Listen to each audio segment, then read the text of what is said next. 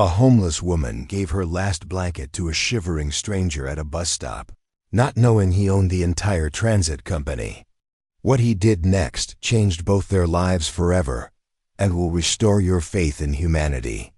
The winter rain had turned to sleet, creating a thin sheet of ice on the sidewalks of Pioneer Square. At 42, Maria Santos had learned to read the weather like a survival manual. Tonight's forecast spelled danger, the kind that turns street corners into graveyards for the forgotten. Maria pulled her threadbare coat tighter as she hurried toward the covered bus stop on 3rd Avenue. The coat had once been navy blue, but 14 months of Seattle weather had faded it to the color of old bruises.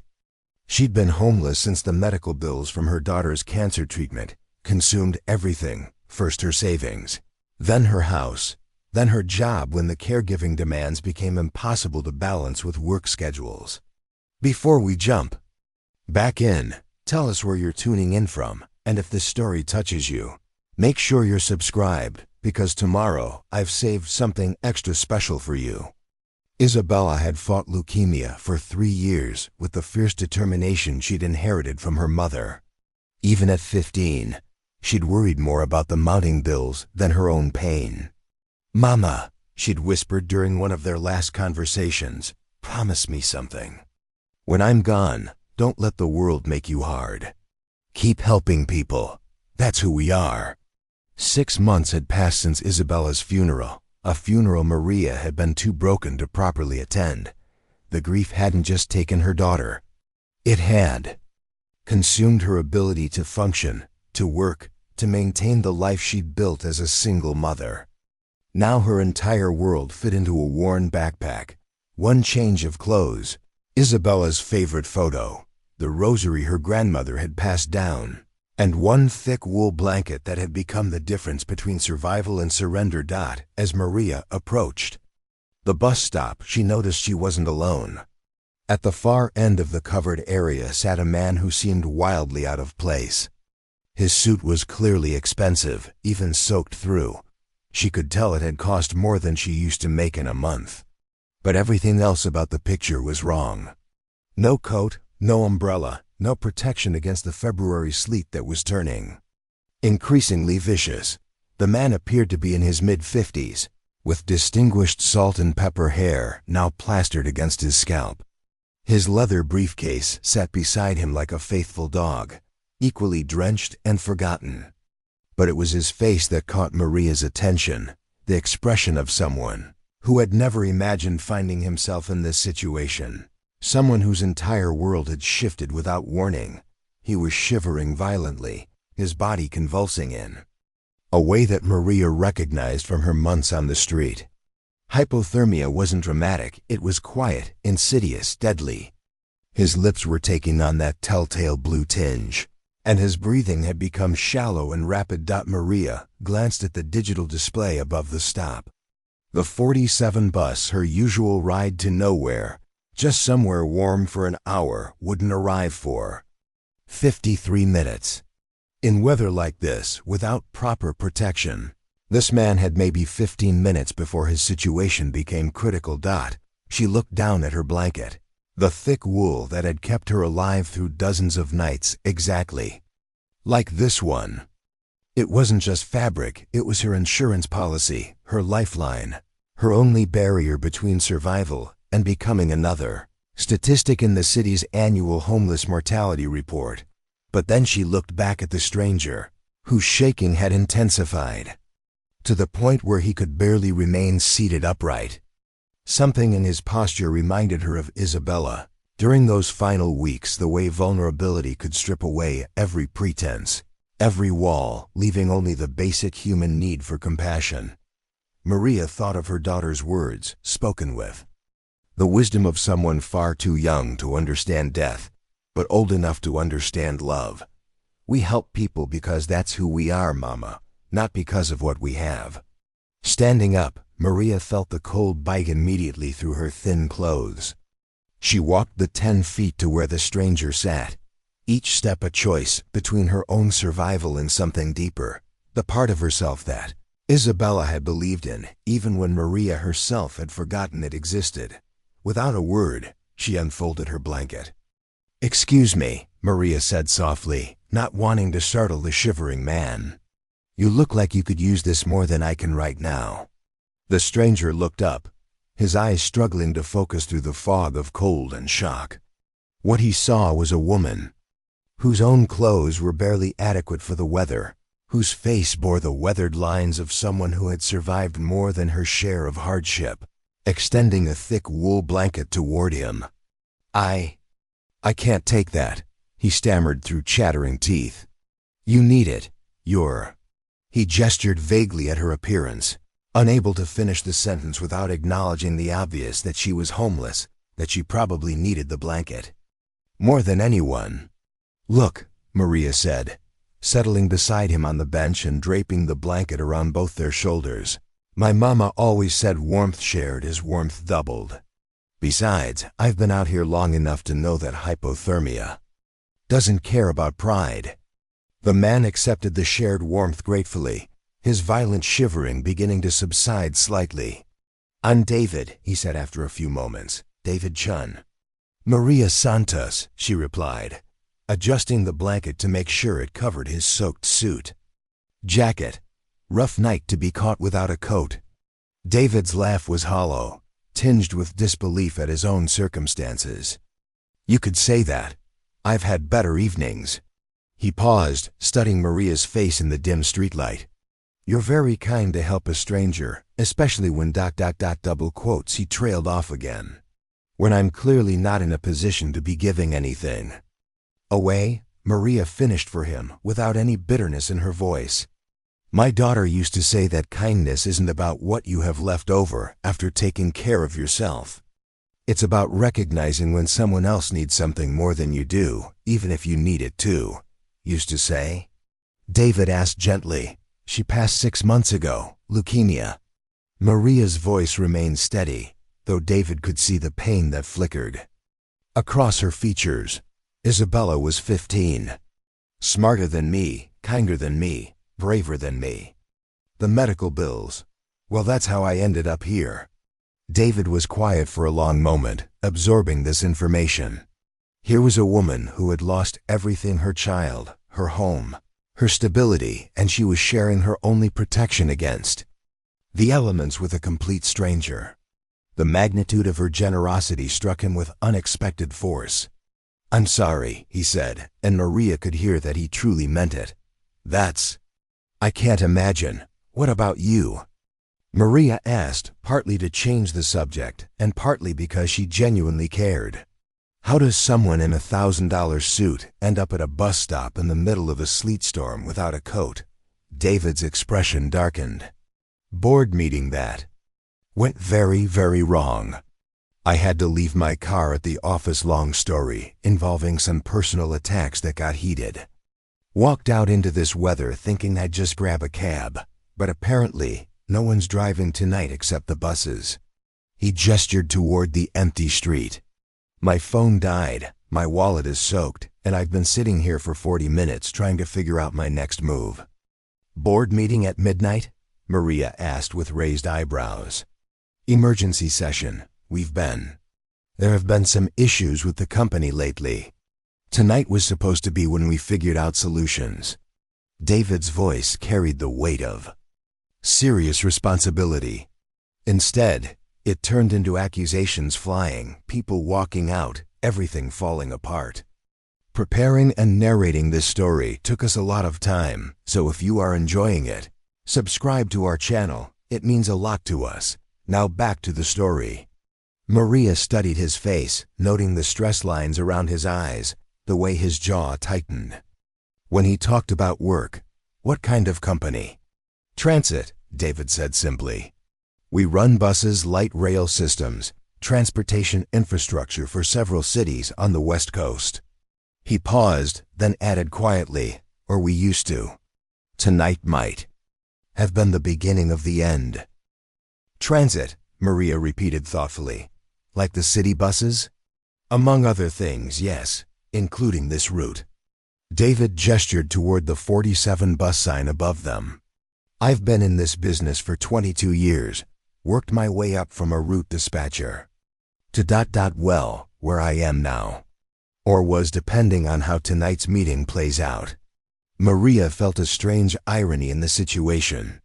Here she was, someone who relied on public transit for survival, sharing a bus stop with someone who helped run the very system that had become her lifeline. The buses weren't just a transportation for people like her. They were mobile shelters. Warm places to spend a few hours, connections to services and opportunities. The 47's usually pretty reliable, Maria offered. Runs every hour, even this late. Driver's name is Carlos, been doing this route for years.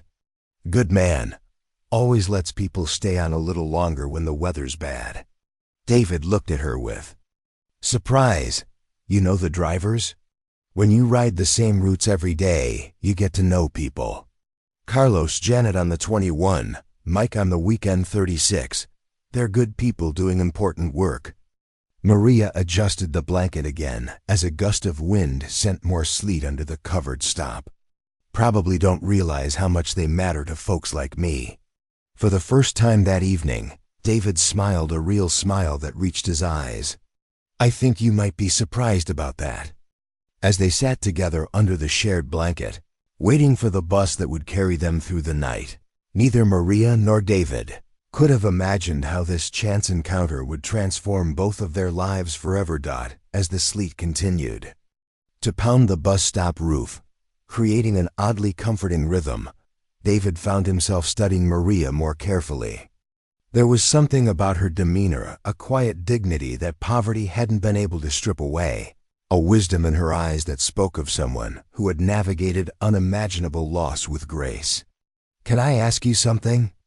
David said, pulling the blanket tighter around them both. How do you do it? How do you stay I don't know the right word. Kind?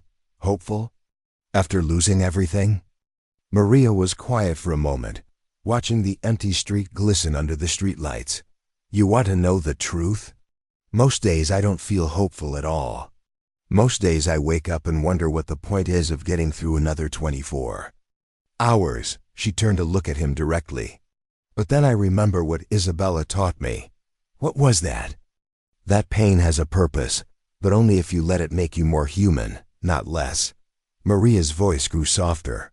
She used to say that God allows us to experience heartbreak so we can recognize it in others and do something about it. Not fix it. You can't fix someone else's pain, but you can sit with them in it so they don't have to carry it alone. David felt something shift inside his chest, a recognition of truth that hit deeper than he'd expected. She sounds like she was an incredible kid. She was. And she was only 15 when she said that to me. Maria smiled sadly. I was falling apart, watching her fight this disease, losing our house, and I was angry. So angry at God, at the world, at the unfairness of it all. And this 15-year-old girl who was dying was trying to comfort me.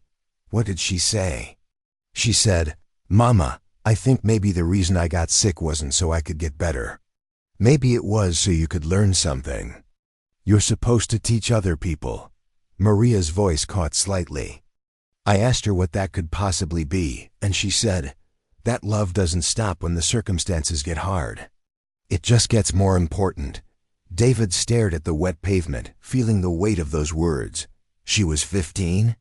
15 going on 50. The nurses at the hospital used to say she was the one comforting them, not the other way around. Maria adjusted the blanket as another gust of wind hit them. After she died, I lost my job because I couldn't stop grieving long enough to function.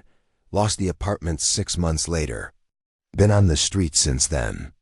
And you're still giving away your blanket to strangers. Especially then, Maria said firmly. Because that's when it matters most. When you have nothing left, that's when you find out who you really are. You either become bitter and hard, or you become more grateful for every small kindness. Isabella made me promise I'd choose grateful. David was quiet for several minutes, processing her words. Finally, he spoke. "I think I've been choosing bitter." "What happened to you tonight?" Maria asked gently. "Really?" David exhaled deeply, his breath visible in the cold air. "The company I've spent my entire adult life building is falling apart. We're losing money, the board has lost confidence in my leadership, and tonight they basically told me I have 30 days to turn everything around or they're replacing me." "How long have you been running the company?" 15 years as CEO, 22 years total. "I started as a route coordinator, the person who figures out which buses go where and when. Worked nights, weekends, holidays. Built my way up because I believed in what we were doing." David's voice grew more passionate. "Public transportation isn't just about moving people from point A to point B. It's about connecting communities, giving people access to opportunities, providing dignity and independence." Maria nodded. "I know. The buses aren't just transportation for me, they're lifelines." "That's exactly what I used to tell the board. But somewhere along the way, it stopped being about the mission and started being about profit margins and efficiency metrics and shareholder returns." David's frustration was evident. "Tonight, when I tried to explain that we're failing because we've forgotten why we exist, they accused me of being out of touch, of not understanding the business realities." "Are you out of touch?" David considered this seriously. "Maybe. When's the last time I actually rode one of our buses? When's the last time I talked to a driver, or regular passenger, or someone who depends on our service?" He looked at Maria. "Probably years." "But you knew Carlos's name when I mentioned him." "No, I didn't. He told me his name." David smiled ruefully. "And that's the problem. I've been so focused on spreadsheets and board meetings that I've forgotten. There are actual human beings who depend on the decisions I make. So what's your 30-day plan?" "I don't have one. That's why I was walking around in the sleet at midnight trying to figure out if there's even a point in fighting for something that everyone else thinks is already dead." David turned to face her. "What would you do?" Maria was quiet for a moment, then said, "Isabella used to say that when you're lost, you don't need a map. You need to remember why you started walking in the first place. And if you can't remember, then you ask someone who's been on the same path." Just then, they heard the rumble of an approaching bus. The 47 rounded the corner, its headlights cutting through the sleet like beacons. As it pulled up to the stop, the doors opened with a pneumatic hiss, and a warm wave of air rushed out to greet them. "Evening, Maria," called the driver, a middle-aged Latino man with kind eyes. "Rough night to be out. You okay?" "I'm fine, Carlos. Just making a new friend." Maria stood up, carefully folding the blanket. "This is David." Carlos nodded to David. "Any friend of Maria's is welcome on my bus. Come on up, both of you. Let's get you somewhere warm." As they climbed aboard, David realized that in the span of an hour, this homeless woman had shown him more about leadership, compassion, and purpose than any business school or board meeting ever had.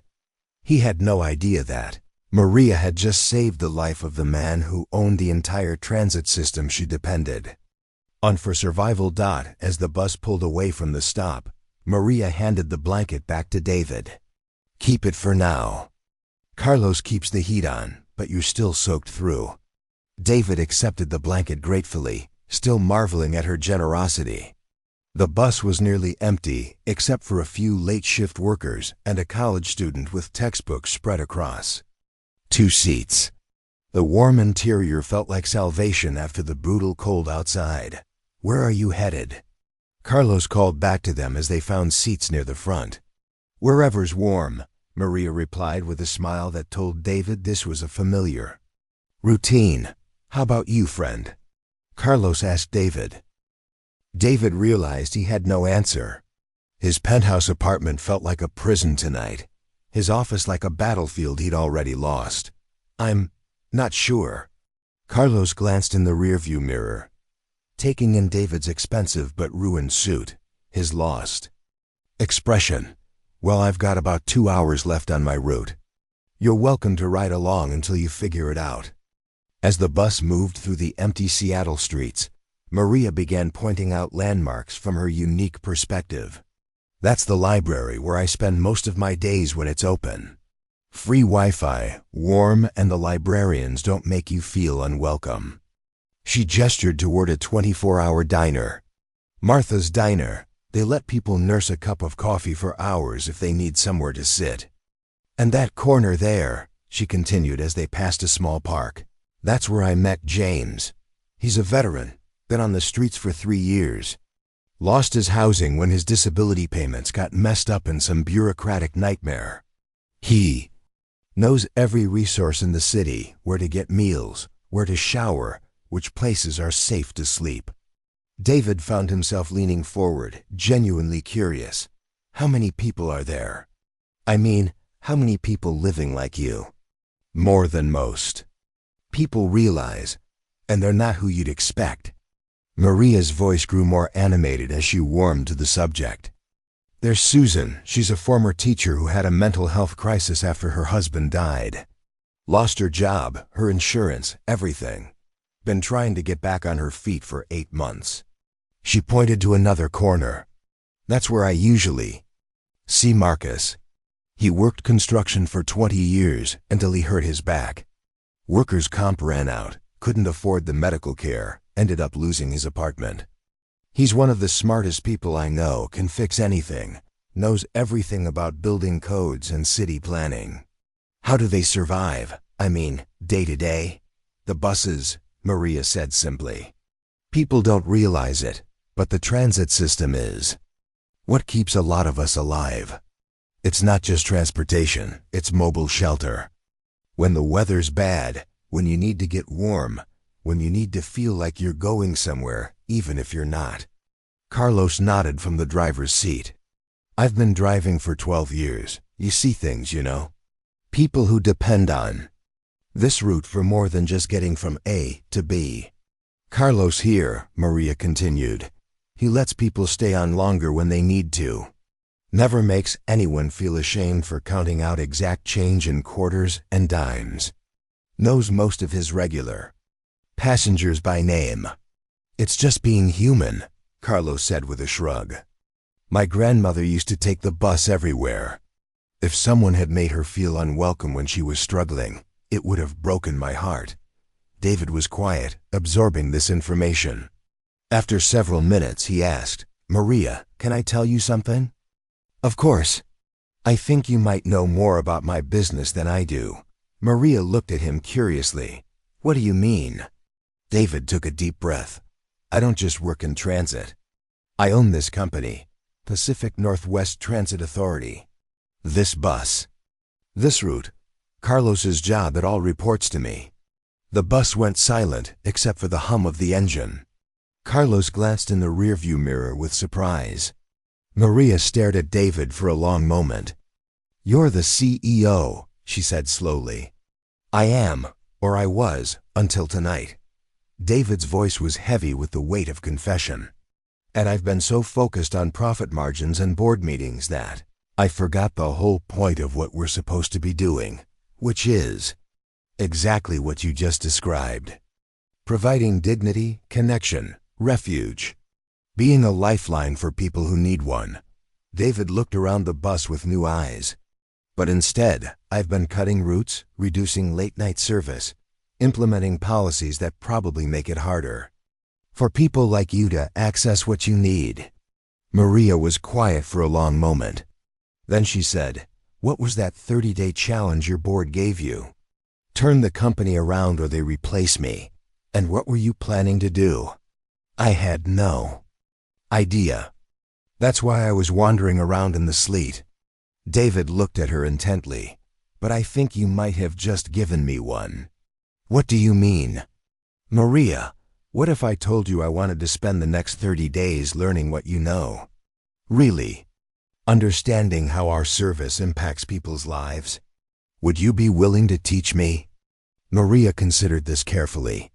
You mean like show you around, introduce you to people? More than that. I want to understand what it means to depend on public transit for survival.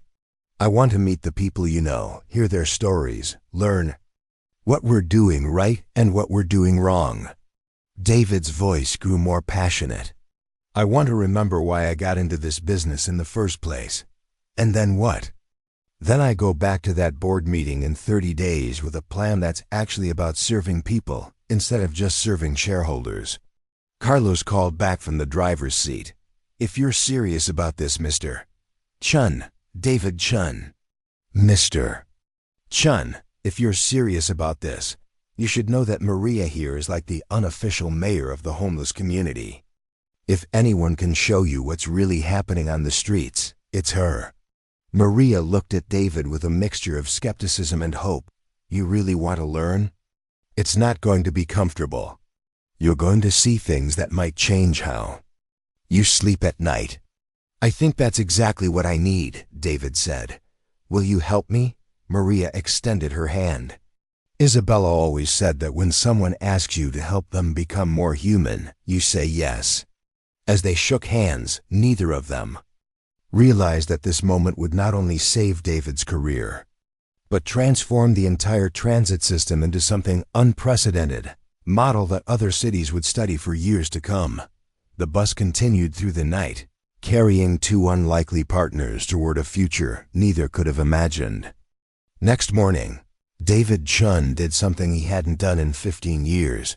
He left his penthouse apartment wearing jeans and a regular jacket, carrying a simple backpack instead of his leather briefcase. He met Maria at the same bus stop where she had saved his life, but this time, he was the one who brought coffee and breakfast sandwiches. "Ready for your education?" Maria asked with a knowing smile. What followed were 30 days that changed everything David thought he knew about his own company. Maria introduced him to her community James, the veteran who had encyclopedic knowledge of city services, Susan, the former teacher who organized informal classes for homeless children, Marcus, the construction worker who had blueprinted improvements for bus stops that could better serve people seeking shelter. These weren't just statistics in a report. They were brilliant, resourceful people who had fallen through society's cracks, but found ways to support each other. David learned that people used bus routes as mobile warming centers during cold nights, that certain drivers had become informal social workers, and that the transit system was the connective tissue that held together an entire invisible support network.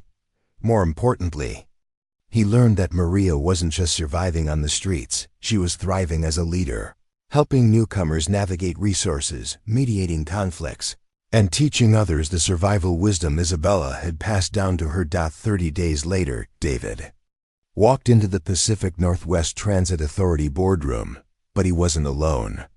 Maria sat beside him, no longer in worn clothes, but in a simple business outfit David had helped her choose. Behind them sat Carlos, James, Susan, Marcus, and a dozen other community members. "Board members," David began, "I'd like you to meet our real stakeholders." For the next 2 hours, David presented his plan not with PowerPoint slides and financial projections, but with human stories and lived experiences. He proposed the Community Partnership Initiative, hiring homeless individuals as transit ambassadors, creating mobile service centers that traveled bus routes, partnering with social services to provide resources at major transit hubs, and implementing driver training programs focused on dignity and inclusion. The numbers work, David concluded, because when you treat people with dignity, they become invested in the system's success. Vandalism drops, ridership increases, and we become more than just transportation. We become community infrastructure. The board, initially skeptical, found themselves moved by the testimonies of people like Carlos, who described how small acts of kindness created loyal, respectful passengers, and Marcus, who had detailed plans for improving bus stop accessibility that would benefit everyone. 1 year later, Pacific Northwest Transit Authority had become a national model. The Community Partnership Initiative had not only increased ridership by 23%, but had helped over 400 people transition from homelessness to stable housing through job training and support services. Maria Santos now served as Director of Community Relations, a position created specifically for her. Her office was in the main transit headquarters, but she spent most of her time in the field, connecting with communities and ensuring that the system continued to serve those who needed it most. The bus stop where Maria had saved David's life now featured a plaque that read, "In memory of Isabella Santos, love doesn't stop when circumstances get hard. It just gets more important."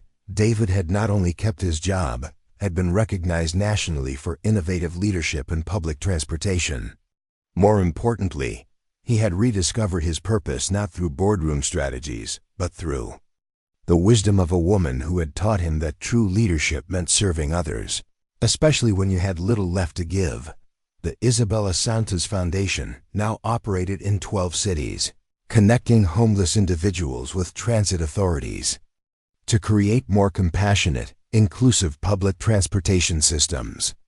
Maria traveled as a consultant, teaching other cities how to transform their transit networks into community lifelines. James had been hired as a full-time veteran liaison, helping other former service members navigate both transit services and support systems. Susan returned to teaching, running educational programs at transit centers. Marcus became head of accessibility improvements, implementing designs that had been inspired by his time living on the streets. Carlos still drove the 47 route, but now he was also a trainer, teaching new drivers that their job wasn't just moving people from place to place. It was about treating every passenger with dignity and recognizing that everyone had a story worth respecting. Years later, when Maria spoke at conferences about homelessness and community support, she would always end with the same message. Sometimes the person who looks like they need saving is actually the one who has come to save you. We're all just one crisis away from needing kindness from a stranger. And David, who had gone from nearly losing everything to revolutionizing an entire industry, would add, "The best business decisions I ever made weren't made in a boardroom.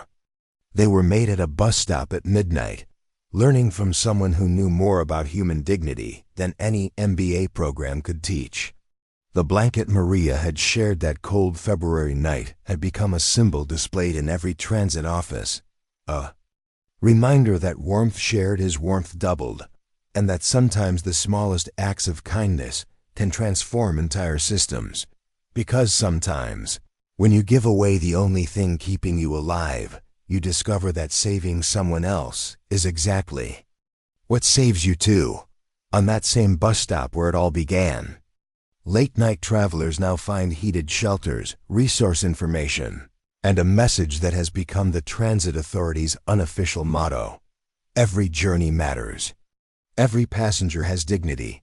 Every act of kindness creates change.